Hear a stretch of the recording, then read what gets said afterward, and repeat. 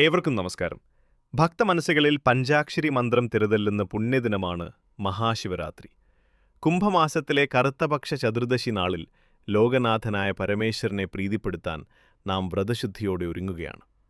ലോകരക്ഷാർത്ഥം കാളകൂടവിഷം പാനം ചെയ്ത ഭഗവാന്റെ പ്രാണരക്ഷയ്ക്കായി ഭക്തർ ഉറക്കമിളച്ചിരുന്ന് പ്രാർത്ഥിച്ചതിൻ്റെ ഓർമ്മ പുതുക്കലാണ് ഈ ദിനം.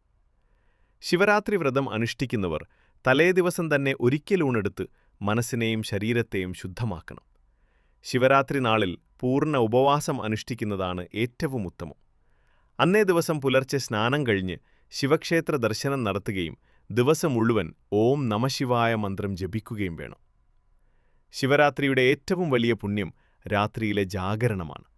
രാത്രിയിലെ 4 യാമങ്ങളിലും നടക്കുന്ന വിശേഷാൽ പൂജകളിൽ പങ്കുചേരുന്നതും ശിവപുരാണ പാരായണം നടത്തുന്നതും വലിയ പുണ്യമായി കരുതപ്പെടുന്നു. എല്ലാവർക്കും ഹൃദയം നിറഞ്ഞ മഹാശിവരാത്രി ആശംസകൾ. ഓം നമഃശിവായ. ദൈവീകത നിറഞ്ഞ ഇതുപോലുള്ള കഥകൾ കേൾക്കാൻ ആയില്യം കാവ് എന്ന് ഈ ചാനൽ സബ്സ്ക്രൈബ് ചെയ്യൂ.